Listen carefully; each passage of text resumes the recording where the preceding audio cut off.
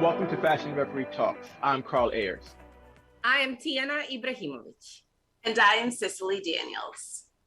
Fashion Reverie takes you from the front lines of fashion to the front row. All of Fashion Reverie Talks are based on published content found on fashionreverie.com. So remember, if you want more information on the segments, go to fashionreverie.com. And we start every episode with our fashion news alerts, which are ripped from the headlines of our fashion news on fashionreverie.com. So Tiana, how about you kick it off this week? Of course, I have some very interesting news for you. I don't know how many of you were fans of Anna Nicole Smith, but I certainly was. I was fascinated with her personality, with her attitude. She always seemed so happy and upbeat. Obviously, that really wasn't the case. But let's not get into the details of her personal life because there is a new collection coming out, and it is 32 pieces of Guess Originals and Anna Nicole Smith collection, designed in collaboration with artist Kali Thornhill Dewitt, and will include shirts, jackets, denim, hats, socks, handbags, jumpsuits, for men and women, and it will, the pricing will go from $12 to $250, under $250. So I'm excited to see the collection. The actress Sydney Sweeney is honoring a blonde bombshell in the editorial. She's an actress from The White Lotus, and she is starring in a campaign for this collection. So it should be interesting because the collection is inspired by Anna Nicole Smith photo shoot in Florida years ago. So I will maybe buy some pieces. I don't know. How about you guys? I do remember when Anna Nicole came on the scene, because she came on the scene and she had a figure that many people were drawn to. Yes. She also had that kind of Marilyn Monroe, you know, like with the blonde and whatever. So, you know, she was very iconic. So I think it could be a cool collection. All right, so I went to the Guess showroom last week, and I actually saw the collection up close, and I'm actually very excited for this. So, like you said, Cicely, she is a culture icon. She's the zeitgeist of the 90s. We had Marilyn Monroe in the 50s. We have Kim Kardashian West today, and right in between is Anna Nicole Smith. So for this collection, I really appreciate the details that were put into this collection. They use images from her never before seen 1993 calendar, and they also use the tagline, "Did you miss me?" Which is inscribed on a number of the garments. So the pieces that I particularly liked were the red and white varsity jacket. It has Anna's name on the back and the Guess emblem on the back. And then there's this black denim jacket that has "Did you miss me?" on the back, which I absolutely love.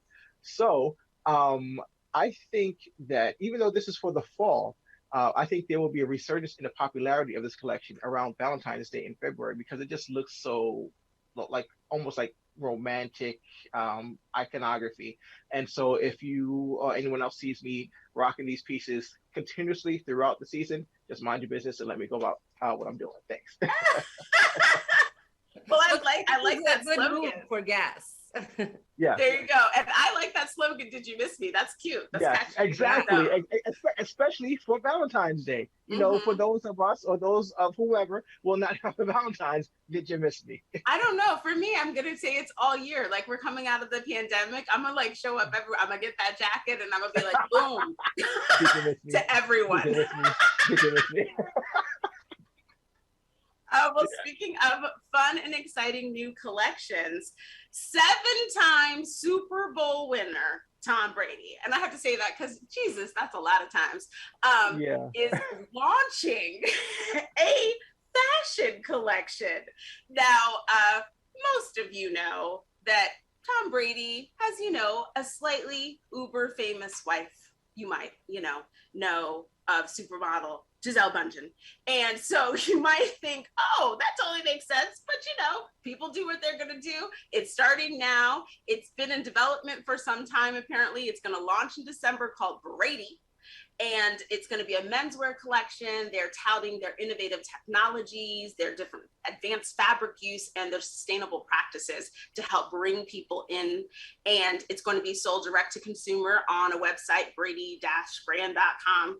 And so that's an exciting, new turn. Like, we've only seen a couple of images, but they look cool.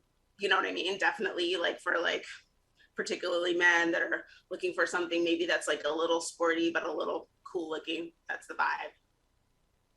I think it's great. I think, he has a lot of fans that are going to go for it. I am wondering on the prices though. So I think that's what it will depend on.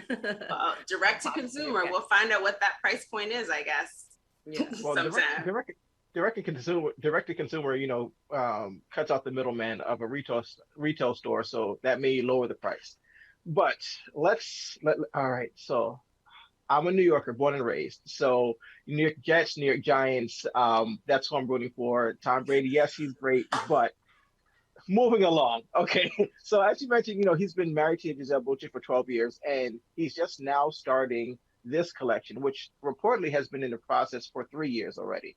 But he's not unfamiliar to fashion because he was the spokesperson for UGG boots and for Under Armour, and then he also had some previous collaborations with who else did he have? No, he had his own TB12 brand for fitness apparel and nutrition. But for this collection, he's made the smart moves of going with industry veterans who know how to make things work. So you have Dao Yi Chow as a designer who was formerly at Sean John, and then with his business partner created Black Apple and Public School, and also took over DKNY for a while. And then you had Jens Grade, who works with Kim Kardashian on her Skims line. So he's making the right steps, but also as an athlete, a number of athletes start collecting fashion collections as they are phasing out of the athletic world, out of being an athlete, out of being an active player. So we have Victor Cruz with Young Wells. We had Michael Strahan, who went from football to being a TV announcer. He's in collaboration with like JCPenney and Men's Warehouse. Yeah, that's the brand, Men's Warehouse. So this is apropos for Tom Brady at this stage of his career where he's about to retire, and that money still has to come in. So he's phasing out football and going to fashion, and I wish him the best of luck, even though he did not play for the Giants. Mm-hmm, mm-hmm. But now, speaking of fashion, we have some fashion industry news, some good news. We're going from design to now manufacturing. So last week, California Governor Gavin Newsom signed Bill SB 62, which is the Garment Worker Protection Act. So what exactly is that? Well, it patches up previous legal loopholes to ensure justice and greater protection for garment workers. It eliminates piece rate pay, where garment workers were paid for each garment they worked on rather than having an hourly wage. And piece rate pay, it led to higher rates of wage theft and sub-minimal wages. But now employees will be closer to having a living wage. It kind of revamps how the industry will look at producing the garments, because garment workers, they used to take clothes home with them to get stuff done because they had quotas imposed upon them, and they were making only about $6 an hour, like $300 a week for all of this labor, and it was just unfair. It was unethical, and a lot of these employees were women of color or migrant workers, and that just further marginalized their demographic. But now they'll be placed closer to a living wage, and hopefully things will be better for them. Now, some people may say that this act will lead to factories shutting down or having layoffs or moving to other locales, but we've been touting Made in America for quite some time. So I'm pretty sure that the government and the industry will find a way to make sure that this works, make sure that the employees are properly compensated with benefits, hopefully, proper wages, and they'll keep their jobs, and we will continue to make American fashion industry thrive. What do you ladies think?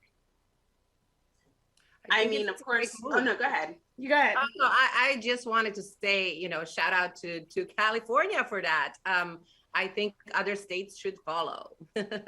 Yeah, no, I obviously, especially in this day and age, having a livable wage is something that all of us need, all of us deserve, no matter what aspect of any industry you work in. So, and nobody should have to take their work home with them to get it finished. That hurts my feelings.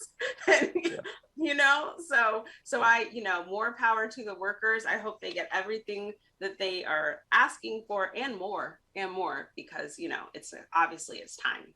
Well, that's it for our fashion news segment. If you want to read or hear more about these stories and other topics, please go to fashionreverie.com. So it is fall of 2021. Everyone is coming out of this global pandemic and ready to smell amazing. And so I am thrilled to be able to be speaking with associate editors Cameron Gray Rose and also my co-host Carl Ayers about fall fragrances, which is so fun. So Cameron, tell me about Fenty. Oh, no. What's the no? Why no? Fenty was introduced in the first week of August. It sold out within a matter of hours. Oh. And they were going to reissue it, which is why we featured it in the article about fall fragrances. However, since that article went to press, and between now, it's completely sold out again. So we will talk about it later when people can actually buy it. All right. Well, good for y'all who got some Fenty fragrance. Good for you. And then Cameron, tell me about other things. So bye. Well, this one you can buy. It's Marc Jacobs' new scent. It's called Perfect Intensa. And, I when Marc Jacobs came out with his perfumes, like his Daisy line, I didn't care for it because it was so sweet. It was just very fruity and very sugary, but his new Perfect line I love it so much. It was created by celebrated perfumer, and I apologize to him if I'm pronouncing this wrong, Domatil Michelin Berthier. And it's actually very floral, which is not super common in fall fragrances. We've actually had a huge number of fall fragrances this year. I think a lot of them were on the back burner until, we could actually be around each other again and be close enough to smell each other. And I absolutely love it. It's described as a warm amber floral. The top notes are narcissus and night bloom and jasmine. The middle note is almond, and the base note is sandalwood. And I love it. And it's just, it's really wonderful. Okay. All right. Tell me a little bit more about something else. Oh, Lady Gaga, who ironically is starring in a film about Gucci this fall, is the brand ambassador for Valentino right now. And she is collaborating on a new perfume called Voca Vita. And it is it has a strong vanilla base, which is, the top note is mandarin. So I haven't actually smelled it yet, but it's a vanilla base with mandarin and complex woody notes. Which to me sounds like it must be complicated, but also I trust Lady Gaga's judgment. She's come out with perfumes before and they've all been amazing. The one thing I will say is they actually designed the bottle like to be sort of like a glass block with notches on the side that are designed to capture light, so that when it's sitting on your vanity, it'll capture any light in the room and amplify it. Oh, so it's amazing. Yeah. Okay. All right. And tell me about one more. I think these all sound fun. So tell me about one more. Well, we do know that the pandemic has been hard on everyone's wallets. And so we wanted to feature something that was a little, because, those perfumes before are quite expensive. And we wanted to talk about Dossier. Do you remember Primo Imposters from the 80s? Were you old enough Yes. to? I think yes, Were we old yes. enough? Yeah, during the explosion of the high-end designer perfumes, a company was created called Designer Imposters that created cheaper versions that you could buy at a chain drugstore for $10 a bottle. And they smelled exactly like a perfume you would buy at a chain drugstore for $10 a bottle. Really funny story. I remember when I was like in the 5th grade, and it was just to the point when girls were starting to wear perfume, and my teacher walked in and just goes, "Okay, who's wearing fake poison?" Wow. Oh. Wow. But Dossier is different. Dossier is based on the same principle, which is they create replications of designer fragrances, but they use high-end oils, high-end essences. All of their ingredients are non-toxic, cruelty-free, and vegan. There's no phosphates, there's no phthalates. It's put in recycled containers, recycled glass, and they use recycled cardboard to ship it in. And the one we're recommending for this fall is called Woody Chestnut, and it is a replication of Mason Mangela's By the Fireplace, which retails at Sephora for $135, and you can buy their version for $29. And Oh. they have bunches of lots of different fragrances. And if you don't like something, because we're ordering it through mail, you can't smell it. You can just send it back and they'll refund your money. I like that. Well, I feel like that is a fun way to definitely explore new fragrance. I think all of the fragrances sound exciting. So I guess I just have to decide if I need like special light, if I want to just have, special light on my like dressing table, or if I'm going to try some perfumes through the veil, risk-free. Get into the whole like mood. risk-free. Yeah. Thank you, Cameron. Get Thank into you for the whole having mood of me. it. That's right. Of course. Now, Carl, I know that Yeah. you have written a lovely article about the men's fall fragrances. That's right. So with men's fragrances, so let me first say that I actually went and did some in-person research. And by research, I mean I went shopping. So I went to the world famous Saks Fifth Avenue. I went to the second floor, which has all of their beauty and fragrance department. And I spent hours, literal hours going through the latest colognes. And so what I found out is that with a lot of these fragrances, it's not just about the scent anymore. It's about the experience. It's about coming into the world of the brand. So let's start with Givenchy. So I went to Givenchy, and I was greeted by their beauty and grooming advisor, Susie, an amazing woman who took me through the whole collection. So first of all, at Saks, Givenchy, they also have like a monthly like beauty grooming facial session where you could come in and try their products. Because they have a whole new grooming section, and they will like it's almost like a Givenchy spa. So I do have to get back there and try that out. But they introduced me to the Givenchy Eau de Toilette Intense. It is a slightly sweet and spicy blend, but it has a very like fresh powdery undertone. It smells of bergamot and basil and cardamom, and blue iris. So that blue iris gives it that earthy and powdery scent, but the bergamot gives it a citrus smell. There's also cedarwood and coumarine, which is like a creamy vanilla. It smells very good. And like if you go into the world of Givenchy, this is really going to like get you on pace. You're really going to appreciate high-end fragrances after this. Okay, well, Yeah. what a description. Now I need to smell this.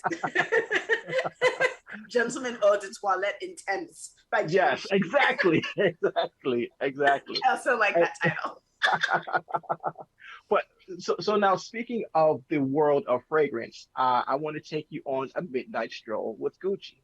And a midnight stroll is the name of of the fragrance. So once again at Saks, went to the Gucci section and I spoke with the beauty and grooming advisor Desi, and she took me into what is called the Alchemist's Garden. Alchemist's Garden is an oat perfume line. I think they have like 10 or 12 different fragrances. They are eau de parfum, perfumed oils, and aqua profumate. I think that's how it's spelled.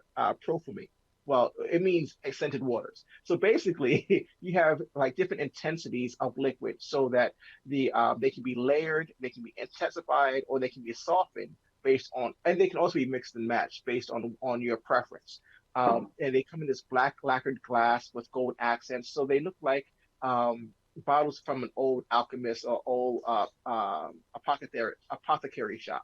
Now, a midnight stroll is like this incense scent.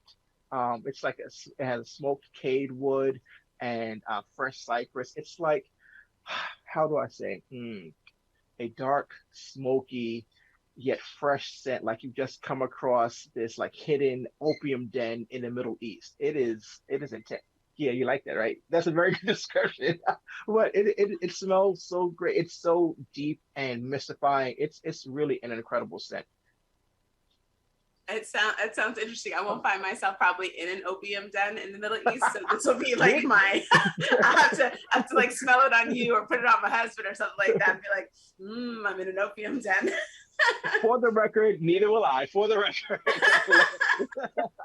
But that's the mood that it evokes, because you were just talking about getting the right light for your nightstand. That's the mood, that's the vibe, the vibes. uh, so but Okay, that's so. What's the last fragrance? no, but also remember, this is part of their haute perfumery line, so it is more expensive. It is $330 for 100 milliliters, but it is worth every drop. The Oh, Givenchy Eau de Toilette Intense is $101 for 100 milliliters, and it is just as worthy of that price point. Is it Um, very long lasting? yes, it is, because there are oils, there are the eau de parfum, and then there's the aqua profumate. So you have three different levels based on what you want. I Hmm. see. So Okay. yeah, so Hmm. so it'll last. Now for my third scent, because one of my favorite brands, that is an unbiased opinion, is one of my favorite brands, Hermes. Hermes H24 is their latest scent. Now, just because it's fall doesn't mean you have to have a heavy scent. There's nothing wrong with going with the light, fresh scent, which is what H24 is. It's like you've just come out of the shower. It's made of sage and rosewood and narcissus and scalarian. For me, when I smell it, there's like a slight like undertone of freshly sliced green apple. It is so light, so beautiful, so refreshing for the fall, because everyone doesn't want to smell like smoke and wood and incense in the fall. So it's a nice, fresh, clean scent. Um, Honestly, like one thing that I sometimes do, I do spray like my pillows with my cologne sometimes, because I do like to smell the fragrance all the time. I don't use it as air freshener, but I do it on my pillows. And this is something I would definitely do with Hermes H24, because it's a light, fresh scent. It's a good way to, start the day. Um, Especially like if you're gonna work from home, you just want to spritz, spritz, spritz, have a good vibe. I really like it. And that one is $90 for 100 milliliters. Okay. Okay. Yeah. Well, I like that there are differences in all of the selections, and I think all of these sound exciting. But these are not the only fragrances that were reviewed by Cameron and Carl. So please, if you want more information, you know where to go. Go to Fashion Reverie, read the full articles, and then choose your favorite or favorites and purchase them from the store. And then your nightstand will look gorgeous and you will smell amazing. So thank Yes. you guys so much. Thank you, Thank you, Cecily. Cicely. Hi, guys. We have a special treat. We have Charles here, the founder of Scorsese. Welcome, Charles, to Fashion Reverie Talks. Thank you for having me. I mean, it's this is the best way, and I'm thinking of spending my Saturday with Tiana, the Princess Tiana, and Fashion Reverie. So thank you I for agree having with me. you. I'm happy to spend this day with you. So let's get to business. Oh gosh. You came from a family of textile makers, which is fashion industry. And so now you are a designer, a bridal designer. Did your roots inspire your current occupation? Yes, my roots, yeah, pretty much sparked the ingenious to go into fashion. So my mother worked for one of the major textile companies in Haiti back in the day. I won't say what year, but we won't talk about that. But yeah, she worked for one of the textile companies, the major textile company back in Haiti, and then my aunt was a seamstress. So these two women were played a major role and and for me to go into design. So I'm super appreciative for them. So yeah, they're a major influence for sure. And you got to practice probably pretty early in life. I sure did. Funny story. I was never a fan of any of her pieces. I think the thing is she was dealing with clients that had because she had a custom to order business, a made to measure business, and so she would get these special orders and things of that sort and stuff. So that's what sparked it. But I never I mean, those styles at the time wasn't a thing for me. That's the one reason why I wanted to go into the modern, to take a modern take on this whole the collection. So So your bridal brand is called Scorsese. What does Scorsese mean? How did you come up with Scorsese has, funny thing is, just like you're birthing anything in life, you just need to figure out, what resonates to you. Scorsese resonated to me.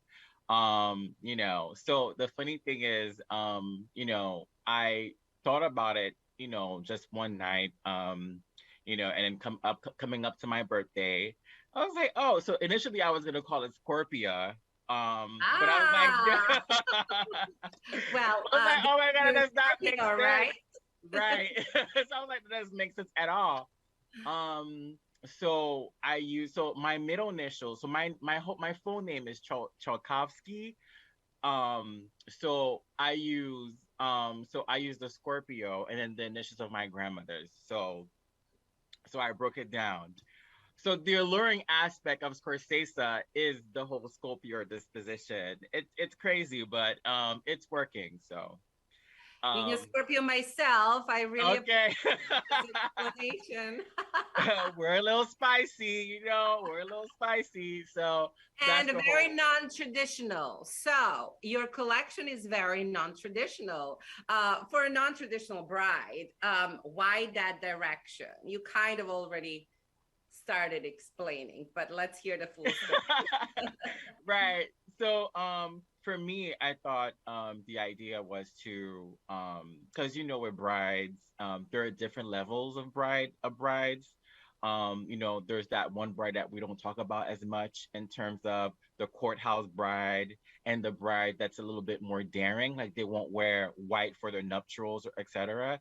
So I felt the need to tap into that a little bit more. Bridal is can expand to a great deal. So I felt the need to go to non-traditional route for the brides that are taking the initiative to not to go that are going against the norm rather, and not focus on some a traditional white look for their wedding day. Like if they want to wear red or black or etc., then they'll be able to I'll be able to provide that for them.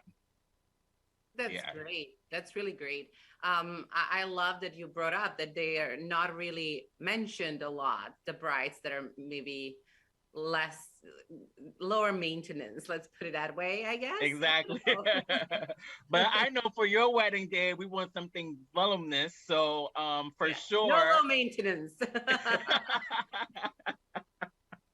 You know it already. Start sketching. Start sketching. Okay, I know we're gonna get something grandiose so that you have for your wedding day. So that's for sure is going to happen. So I'm ready for you. I am too. So obviously, not everything was rosy from the very beginning. In 2010, when you originally started designing, you lost your production workshop because of the earthquake in Haiti. Yeah. So, How did you bounce from that? Bounce back well, from? so I mean, this is just how life goes, right? You just have to go and move on with the, with the broken pieces and then be able to move forward. But yeah, so while I was, I was getting things ready. So initially, the whole idea was to go back to Haiti and to be able to, so initially I wanted to do like a veils brand, like focus on the artistry of veils, very intricate, because there's a lot of embroidered industries back home where the women would take, fabrics and manipulate these fabrics into things that are extremely amazing and intricate. So I felt the need to go back home and utilize their talent and be able to cross borders, as you can say, and provide a light into Haiti any way possible because their talents are there, just they don't have the opportunities. So it was initially a veils company that was thinking about, oh, let me do veils because not a lot, you don't see the intricacy in veils as much. So um, my mother and my sister, they came through. I was here in New York and they were back home, and so they said, okay, let's start shop here. We started getting machinery in or whatever, and then the earthquake happened, and then boom, we lost pretty much like the majority of the stuff, which resulted in us, putting a halt to everything. And that was that. And then from then on, it was no need for us to pursue further. So it was like, so we had to sit down and say to ourselves, like, okay, I think we would probably work on this at a later time. So that was my thought process at the time. And so, funds were lost and things of that sort. So I was like, okay, so I'm not gonna stress about it. Like it's already been done. And, people have lost their lives. Fortunate for me, none of my family members were affected by it, which was a great thing. And so, I mean, I had to be grateful and then move forward. So I just went on into, figuring things out. And then now I'm back. So hopefully this time around the struggle is not as intense. So it's a lot Yeah, well, smoother. it looks like the pandemic was sort of a great time for you to reset, and it seems like you've been really motivated.